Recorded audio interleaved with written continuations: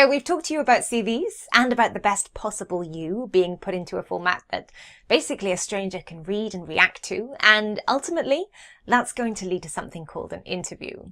Now, I often hear a phrase relating to interviews which I actually think is quite unhelpful, and that's interview technique.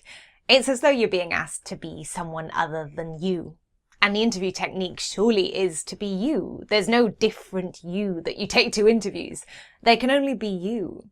Now, with interviews, basically you need to turn up and be the best that you can be. Commercially astute, with the right kind of stories to tell, in the right frame of mind to get people engaged and interested and excited about your candidacy.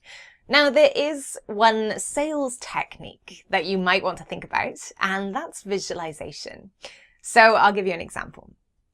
Imagine you're in an interview that's going really, really well, and at some point the interviewer says, "At this point, are there any questions you'd like to ask us?"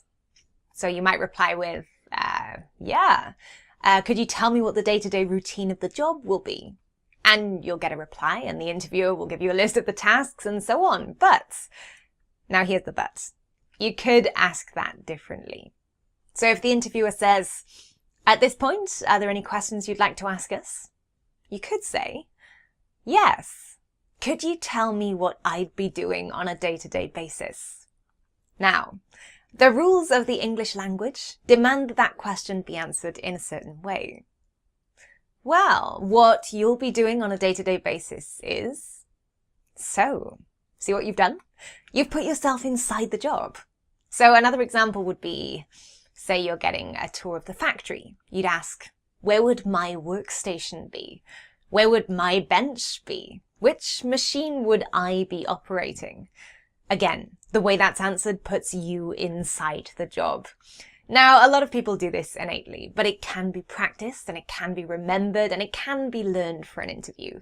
Now, the interview team might see around 6 people in a day, maybe more. And at the end of the day, they'll all get together and they'll discuss how it went and which candidates they like. And you can imagine the situation. Someone is saying, well, I liked all the candidates. They can all do the job. They were all very nice. But you know what? I can see that one person in that role. And the reason that they can see you in that role is because when you asked a visual question, you planted the seed of you being in that job in the mind of the interviewer.